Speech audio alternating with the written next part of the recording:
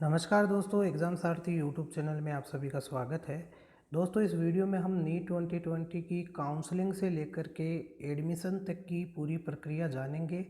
तो जिन स्टूडेंट्स ने नीट 2020 में क्वालिफाई किया है वो इस वीडियो को बिना स्किप किए आखिर तक ज़रूर देखें। तो चलिए शुरू करते हैं। दोस्तों, जैसा कि आप सभी को मालूम ही है कि नीट 2020 का रिज़ल्ट जारी होने के बाद में मेडिकल कॉलेजेस में एमबीबीएस और एमडीएस एग्ज़ाम के कोर्सेज़ में एडमिशन लेने के लिए आपको काउंसलिंग की प्रक्रिया के द्वारा जो है एडमिशन मिलेगा। तो नीट 2020 की जो काउंसलिंग है इसकी क्या प्रक्रिया रहने वाली है वो आपके लिए बता देते हैं कि सबसे पहले ये एक नेशनल लेवल की काउंसलिंग होगी जिसमें कि आपके जो एडमिशन है वो 15% यानी 15% ऑल इंडिया कोटा की जो सीट है उनके लिए ये नेशनल लेवल की काउंसलिंग होगी। और ये संभावना है कि अक्टूबर के लास्ट वीक में शुरू हो या हो सकता है कि इसमें थोड़ा चेंजेस देखने को मिले। नवंबर में भी ये आगे सेकेंड वीक तक जा सकती है, फर्स्ट और सेकेंड वीक तक जा सकती है। तो नीट 2020 की काउंसलिंग है ये directorate general of health science यानी कि डीजीएस जो डीजीएचएस है उनके बिहाफ पर मेडिकल काउंसलिंग कमेटी एमसीसी करेगी। और the counselling of NEET 2020 will be conducted online, ये ऑनलाइन होने जा रही है। इसके अलावा जो कैंडिडेट्स इस काउंसलिंग में पार्टिसिपेट करने के इच्छुक हैं उनको पहले अपने आप को जो एमसीसी की ऑफिशियल वेबसाइट है वहाँ पर अपने आप को रजिस्टर करना होगा। आपके जो भी नीट के रजिस्ट्रेशन नंबर और आपके जो स्कोर कार्ड है उसके आधार पर आपको रजिस्ट्रेशन करना होगा। जो बाकी की रिमेनिंग 85% सीट्स हैं जो कि for all under graduate medical और डेंटल कोर्सेज के लिए है वो रेस्पेक्टिव जो स्टेट्स हैं यानी कि जो आपके राज्य हैं उनके द्वारा भरी जाएगी। तो ओवरऑल जो नेशनल लेवल की 15% सीटें हैं इंडिया कोटा की ऑल और नेशनल लेवल की वो तो नेशनल लेवल काउंसलिंग से होगी, बाकी स्टेट से भरी जाएगी। तो each state government will conduct counselling process for respective state separately. तो हर स्टेट की जो गवर्नमेंट है उसके द्वारा एक अलग काउंसलिंग करवाई जाएगी स्टेट की जो 85% सीट्स हैं उनके लिए। इसके अलावा कैंडिडेट्स को ये नोट कर लेना चाहिए कि स्टेट लेवल हो या नेशनल लेवल की काउंसलिंग हो, दोनों में ही आपकी ऑल इंडिया रैंक है वो देखी जाएगी। यानी आपकी जो काउंसलिंग है वो ऑल इंडिया रैंक पर बेस्ड होगी और वो भी नीट 2020 में। ये ऐसा नहीं है कि नीट 2019 वाले भी इसमें अप्लाई कर सकते हैं। इसके अलावा दोस्तों आप अपनी कॉलेज भी प्रेडिक्ट कर सकते हैं। ऑनलाइन बहुत सारे आपको ऐसे टूल मिल जाएंगे जहां पर कि आप अपनी ऑनलाइन कॉलेज भी है प्रेडिक्ट कर सकते हैं आपकी रैंक के हिसाब से। इसके अलावा दोस्तों जो डेट्स हैं नीट की काउंसलिंग की जो संभावित डेट्स हैं वो भी आगे आपको बताएंगे। तो उससे पहले आपको बता दें कि जो ऑल इंडिया कोटा की जो काउंसलिंग होगी, ऑल इंडिया कोटा की जो सीट्स हैं उनके लिए वो 2 राउंड्स में होंगी और the seats left vacant after the first round will be carried forward to the second round. पहले राउंड में जो सीट वैकेंट रह जाएगी उसके लिए फिर सेकेंड राउंड की काउंसलिंग होगी। तो however the seats left vacant after the second round of NEET counselling 2020 यानी सेकेंड राउंड के बाद भी अगर सीट्स जो है वो अगर वैकेंट रह जाती है तो जो स्टेट्स है स्टेट कोटा में वो सीट चली जाती है। इसके अलावा the seats left vacant in AIQ quota of deemed universities, central universities और ESIC colleges will be filled in the mop up round of NEET 2020 counselling. यानी कि जो आपकी AIQ कोटा की जो वैकेंट सीट्स हैं जो कि डीम्ड यूनिवर्सिटी, सेंट्रल यूनिवर्सिटी या ESIC कॉलेजेस की सीट है वो मोपअप राउंड के द्वारा जो है उनको फिलअप किया जाएगा। इसके अलावा जो रिमेनिंग सीट्स अगर फिर भी रहती है तो उनको इंस्टीट्यूशनल राउंड होंगे या जिन्हें कि स्ट्रे राउंड भी कहते हैं, नीट काउंसलिंग के अंतर्गत ही इन सीट्स की भी फिर जो है इनको फिलअप किया जाएगा। इसके बाद में अब बात करते हैं कि जो आपकी नीट काउंसलिंग की जो डेट है 2020 की जो टेंटेटिव डेट है, तो रिज़ल्ट तो आपका जैसा कि रिज़ल्ट की डेट तो 16 अक्टूबर होएगी। इसके अलावा फर्स्ट काउंसलिंग की डेट जो है वो लास्ट अक्टूबर टेंटेटिव है, लेकिन ये अब 1 नवंबर आप यानी कि एक वीक आगे इसको पोस्टपोन कर सकते हैं, क्योंकि रिज़ल्ट की डेट भी लगभग आपकी 4 से 5 दिन आगे पोस्टपोन हुई। तो एक वीक आप इस हर एक प्रोसेस के लिए, हर एक काउंसलिंग की प्रोसेस के लिए आगे बढ़ा सकते हैं। रजिस्ट्रेशन आपके 1 नवंबर में होना जा रहा है 2020 में। चॉइस फिलिंग स्टार्ट्स होगी वो भी आपकी नवंबर के फर्स्ट वीक में, एंड भी आपके जो है सेकेंड वीक में हो जाएगी नवंबर के।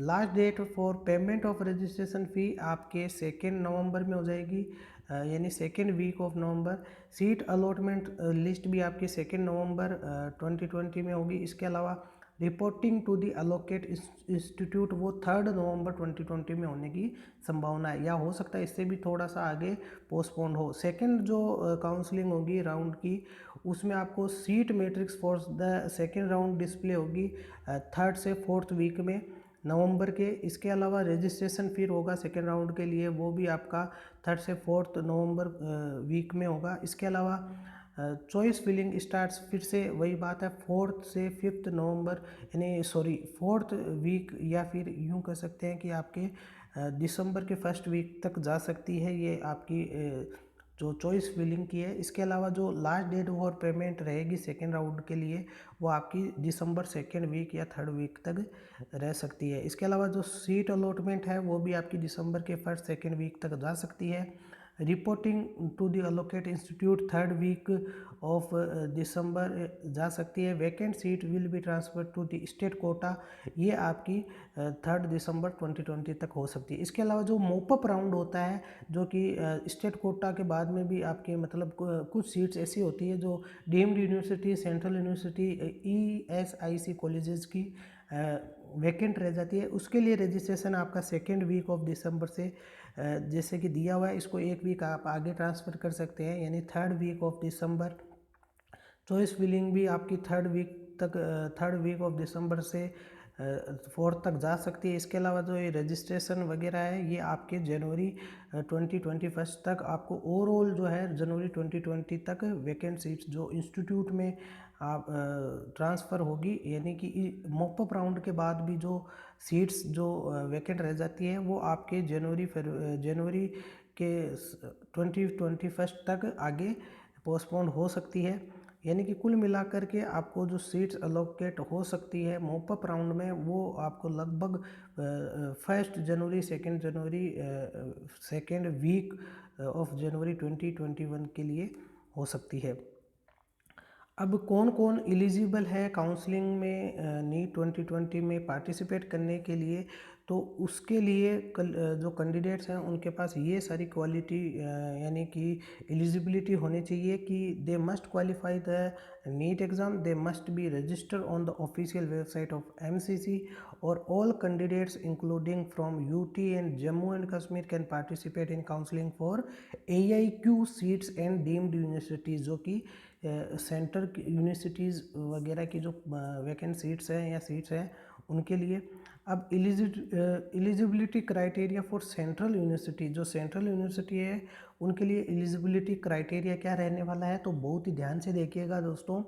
दिल्ली यूनिवर्सिटी, जिसमें कि आपकी MA, MC, LHMMC, UCMC आदि आते हैं, इसके अंतर्गत आपको जो like other university only 15% seats of the colleges affiliated with Delhi University will be filled through NEET 2020 counselling, यानी 15% सीट्स भी जो है दिल्ली यूनिवर्सिटी की क्या होगी, नीट 2020 के थ्रू आपकी फील्ड होगी। इसके अलावा जो 85% है वो आपकी DU नीट काउंसलिंग 2020 है उसके द्वारा होगी। इसके अलावा candidates who pass class 11th and 12th from an institute located in Delhi will be able to process 85% seats, यानी कि वो एक तरीके से स्टेट कोटा से हो गई। इसके अलावा faculty of dentistry Jamia Millia Islamia, इनके लिए जो है जो the institutes offer 50 BDS seats, out of which 47 seats will be filled through MCC NEET Counseling 2020. The remaining 3 seats fall under the institutional quota and will be allocated to only those candidates who passed class 10th and 12th from Jamia Millia Islamia. इसके अलावा अलीगढ़ मुस्लिम university जो AMU है, इसकी भी इस institute की भी जो 50% सीट्स है वो रिजर्व है इसके कैंडिडेट्स के लिए who have studied in AMU for past 3 years. Only such candidates will be able to apply institutional quota seats of AMU. The remaining 50% seat will be filled by MCC counseling of NEET 2020। यानी कि जो खाली 50% seat है AMU की, वो ही NEET की जो MCC की काउंसलिंग है इसके थ्रू होगी। बाकी की 50% इसके AMU के जो कैंडिडेट्स हैं उनके लिए एलिजिबल रहती है। बनारस हिंदू यूनिवर्सिटी के जो सीट्स हैं, तो इसका जो बेसिक एलिजिबिलिटी क्राइटेरिया है वो NEET MCC counselling can apply for the seats of BHU. There is no special requirement for applying to this institute। यानी कि BHU के लिए नीट MCC काउंसलिंग के थ्रू ही सारी की सारी, इसमें कोई रिजर्वेशन उस तरीके का नहीं है कि BHU के ही कैंडिडेट्स को मिलेगी। इसके अलावा जो नीट 2020 का प्रोसेस है उसके अंदर प्रोसेस ये रहने वाला है कि जो भी कैंडिडेट्स जिन्होंने नीट 2020 में क्वालिफाई किया है तो वो पार्टिसिपेट करने चाहते हैं AIQ seats in deem university, central university या ESIC कॉलेजेस, तो उनको ऑनलाइन रजिस्टर करना होगा। ऑफिशियल वेबसाइट है MCC की, जिसका कि लिंक भी आपको नीचे डिस्क्रिप्शन में मिल जाएगा। और लिंक अगर बात करें तो रजिस्ट्रेशन किस तरीके से करना है, आपको वेबसाइट पर जाना है www.mcc.nic.in पे। उसके बाद में आपको सारी डिटेल्स आपकी फिल करनी है, जैसे कि नाम, रजिस्ट्रेशन नंबर, पर्सनल जो आपकी पर्सनल डिटेल्स है, एकेडमिक डिटेल्स हैं। इसके अलावा जो नीट के रिज़ल्ट की जो उसमें डिटेल्स मांगी गई है। इसके अलावा आपको वहाँ पर कुछ अमाउंट भी पे करना पड़ेगा एप्लीकेशन फ़ी के फॉर्म में। और जो कैंडिडेट्स हैं उनकी कैटेगरी वाइज अलग अलग फ़ीस रहने वाली है। अगर नीट के काउंसलिंग की रजिस्ट्रेशन फ़ीस की बात करें तो नॉन रिफंडेबल फ़ीस जो है, जिसमें कि जो आप 15% AIQ और जो सेंट्रल यूनिवर्सिटी या डीम्ड यूनिवर्सिटी की सीट्स के लिए आप अप्लाई करते हैं तो जनरल को 1000 रुपये आपको फ़ी होगी। ST SC OBC PWD के लिए 500, और अगर डीम्ड यूनिवर्सिटी के लिए करते हो तो सभी कैटेगरीज के लिए 500 यानी 5000 रुपये फ़ीस रहने वाली है, और ये नॉन रिफंडेबल है। अगर बात करें रिफंडेबल ट्यूशन फ़ीस की, तो जो AIQ सेंट्रल यूनिवर्सिटीज़ की 50% सीट्स है डीम्ड यूनिवर्सिटीज़ की, उनमें जनरल कैटेगरी की आपकी रिफंडेबल जो ट्यूशन फ़ीस है वो 10,000 है। ST SC OBC PWD की 5,000 है, और डीम्ड यूनिवर्सिटी के लिए जो सभी कैटेगरी के लिए 2 लाख रुपए जो है आपकी रिफंडेबल ट्यूशन फ़ीस है, जो कि आपकी बाद में जो एडमिशन के बाद में अगर आप रिफ़ंड करना चाहते हो।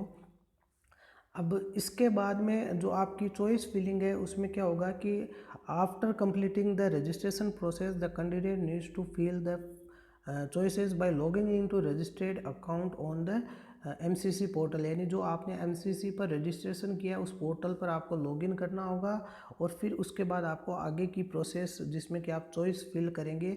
चॉइस फिल में आपको क्या करेंगे, आप जो कोर्स और कॉलेज जो आपकी आप लेना चाहते हैं उसके प्रेफरेंस का ऑर्डर जो है उस प्रेफरेंस को जिस ऑर्डर में आप चाहते हैं उसमें आपको चूज़ करना होगा। इसके अलावा आप कितने भी नंबर ऑफ़ चॉइसेस उस पूरी लिस्ट में जितने भी दिए हुए हैं उसमें से अप्लाई कर सकते हो, फिल कर सकते हो। कैंडिडेट कैन डिलीट और ऐड ए चॉइस, और आप ऐड भी कर सकते हो बाद में और डिलीट भी कर सकते हो। इसके अलावा जो भी कैंडिडेट्स हैं वो अपनी जो चॉइसेस है उनकी प्रेफरेंस भी चेंज कर सकता है। इसके अलावा चॉइसेस फिलिंग करने के बाद कैंडिडेट को एक कॉपी सेव करके फ्यूचर रेफरेंस के लिए रखनी होगी। इसके बाद में आपको सीट अलॉटमेंट लिस्ट जो है वो जारी की जाएगी based on the all India rank obtain in NEET 2020। जो आपकी चॉइसेस फिल की गई है रजिस्ट्रेशन फॉर्म में और आपकी जो रैंक है उसके आधार पर आपको एक सीट अलोकेशन लिस्ट तैयार होगी और वो जारी की जाएगी, जिसकी जो लिस्ट है वो आपको एमसीसी की ऑफिशियल वेबसाइट जहाँ पर आपने रजिस्टर्ड किया वहाँ पर ही प्रकाशित होगी, अपलोड होगी। इसके अलावा जो फिर आगे के जो राउंड है जिनमें कि आपकी काउंसलिंग चलनी है, round 1, round 2 and mock round. तो पहले राउंड में जिसका अगर सीट्स वैकेंट रह जाती है तो सेकंड राउंड चलेगा, सेकंड में भी रह जाती है तो मॉक राउंड चलेगा। तो अब अगर आपको कोई भी कॉलेज या इंस्टीट्यूट जो है वो अलॉट हो जाता है इसमें, तो उसके बाद में क्या होगा कि कैंडिडेट्स को जो सीट अलॉट हुई है जिस किसी भी इंस्टीट्यूट में, वहाँ जा कर के आपको रिपोर्ट करना होगा, अपने डॉक्यूमेंट वेरिफिकेशन कराने होंगे और उस सीट का कंफर्मेशन करना होगा। अगर कैंडिडेट्स कोई सीट वहाँ पर एक्सेप्ट कर लेता है उस इंस्टीट्यूट में और उसको मतलब वो सीट अलॉट हो जाती है, but fail to report to the allocate seat institute before the given deadline, the candidate will be cancelled. यानी कि आपने एक तरीके से सीट जो आपको अलॉट हुई है उसको आपने एक्सेप्ट कर लिया, जो भी आपके ऑनलाइन उसमें दिया होगा, जो सीट आपको अलॉट होगी उसको आपने एक्सेप्ट कर लिया और उसके बाद में आप रिपोर्ट नहीं करते हो उस इंस्टीट्यूट को, तो आप फिर उसमें से कैंडिडेचर जो है आपका वो कैंसिल हो जाएगा, आप फिर आगे नहीं कर पाओगे। इसके अलावा जो डॉक्यूमेंट्स चाहिएंगे काउंसलिंग के लिए वो कौन कौन से हैं, तो कैंडिडेट्स जब अपने अलॉटेड जो भी आपको सीट अलॉट होती है, जो भी एलोकेट इंस्टीट्यूट है वहाँ पर अपनी सीट की कंफर्मेशन के लिए ये सारे डॉक्यूमेंट्स लेके जाएगा। नीट एडमिट कार्ड, इसको भी ध्यान में रखना है, नीट रिजल्ट 2020, इसके अलावा जो रैंक लेटर साथ में है, स्कोर कार्ड जिसे कह सकते हैं, क्लास 10 की मार्कशीट और सर्टिफिकेट, क्लास 12 की मार्कशीट और सर्टिफिकेट, वैलिड और non expired and government issued photo ID card, 6 से 8 passport size photos, preferably same as one submitted with NEET 2020 application form के साथ जो आपने फ़ोटो की थी अटैच, वही फ़ोटो, कास्ट सर्टिफिकेट अगर आपके पास है तो, डिसेबिलिटी सर्टिफिकेट अगर अप्लीकेबल है, कास्ट सर्टिफिकेट अगर आपके केस में अप्लीकेबल है तो, प्रोविजनल जो अलॉटमेंट लेटर है। इसके अलावा candidate must carry both original and photocopies of Abu mentioned documents, यानी जितने भी आप ओरिजिनल डॉक्यूमेंट्स लेके जा रहे हो इन सब की आपको फ़ोटोकॉपीज़ रखनी है, 1 से 2 फ़ोटोकॉपीज़ आप रख सकते हो। इसके अलावा नीट काउंसलिंग की जो सीट मैट्रिक्स है वो किस तरीके से जारी होगी, the seat matrix for the current year will be release in October या आपके नवंबर फर्स्ट वीक में। Until then candidate can prefer seat matrix of previous given, जो आपको आप ऑनलाइन जा कर के कहीं पर भी अगर देखोगे बहुत सारी वेबसाइट्स पर मिल जाएगी जहाँ पर कि फाइनल सीट मैट्रिक्स जो है, जो डीम्ड एमडीबीएस है, जामिया की जो बीडीएस की है, एएयू की जो बीडीएस या एमबीबीएस की सीट्स हैं, इसके अलावा यानी कि दिल्ली यूनिवर्सिटी की, सब की आपको ऑनलाइन मिल जाएगी, अवेलेबल है। आप उन लिंक्स पर जा कर के फाइनल सीट मैट्रिक्स देख सकते हैं। तो यहाँ पर सभी यूनिवर्सिटीज़ की आपको सीट मैट्रिक्स देखने को मिल जाएगी। इसके अलावा जो स्टेट कोटा से आपकी काउंसलिंग होने जा रही है नीट 2020 की, तो उसमें क्या होगा, जैसे कि हमने आपको पहले ही बताया कि नीट पीजी काउंसलिंग है वो तो 15% एआईक्यू कोटा सीट के लिए एमसीसी के द्वारा जो काउंसलिंग होगी उसके द्वारा आपकी फील्ड की जाएगी। बाकी की जो बची हुई 85% सीट्स हैं वो आपकी जो स्टेट के द्वारा, स्टेट गवर्नमेंट के द्वारा जो काउंसलिंग करवाई जाएगी उसके द्वारा फिलअप की जाएगी। तो admission to the private colleges in a state will also be through the counselling of that respective state, यानी जो प्राइवेट कॉलेजेज हैं आपकी स्टेट की उसमें भी आपको स्टेट काउंसलिंग के थ्रू ही, स्टेट कोटा से ही सीट मिलेगी। इसके अलावा आपको अगर जम्मू एंड कश्मीर में एडमिशन लेना है, जम्मू एंड कश्मीर, आंध्र प्रदेश, तेलंगाना, तो आपकी किसी भी स्टेट में हो, आपकी स्टेट काउंसलिंग के अकॉर्डिंग ही आपको सीट अलोकेट होने वाली है 85% सीट में से। अब अगर आप प्रोसेस जानना चाहते हो कि भाई अलग अलग स्टेट्स की क्या प्रोसेस है नीट की काउंसलिंग की, तो आप एनटीए की यानी कि एमसीसी की वेबसाइट पर जाएंगे, या नीट काउंसलिंग सर्च करेंगे गूगल पर जा कर के, तो आपको अलग अलग स्टेट्स की नीट काउंसलिंग के लिए बहुत सारी वेबसाइट मिल जाएगी। वहाँ पर जा कर के या आप अपने रेस्पेक्टिव जो स्टेट है उसमें जो नीट की काउंसलिंग है उसके लिए भी आपको ऑफिशियल वेबसाइट्स मिल जाएगी और वहाँ से आप देख सकते हो पूरी प्रक्रिया। अब कुछ कैंडिडेट्स के क्वेश्चंस रहते हैं जिन्हें कि FAQs कहा जाता है, जो कि स्टूडेंट्स के मन में अक्सर रहते हैं कि काउंसलिंग कब स्टार्ट होगी। तो जैसा कि हमने आपको बताया कि रिज़ल्ट थोड़ा डिले हो गया, इसलिए last of October, last week में तो नहीं होगी, या आपके 1 नवंबर से होने की संभावना है, फर्स्ट वीक ऑफ नवंबर 2020। इसके अलावा अगर अथॉरिटी चाहे तो तुरंत भी अनाउंसमेंट कर सकती है। इसके बारे में सब कुछ अथॉरिटी के पास ही है कि कब वो डेट्स अनाउंस करते हैं। इसके अलावा दूसरा क्वेश्चन रहता है कि what is meant by free exit for NEET counselling. तो फ्री एग्जिट का कंसेप्ट क्या है कि यदि एक कैंडिडेट जो है जिसको कि एक सीट अलॉट हुई है पहले राउंड में, ठीक है, यानी नीट 2020 की काउंसलिंग में पहले राउंड जो है, 3 राउंड होंगे आपके, पहला राउंड, दूसरा राउंड और फिर मॉक राउंड।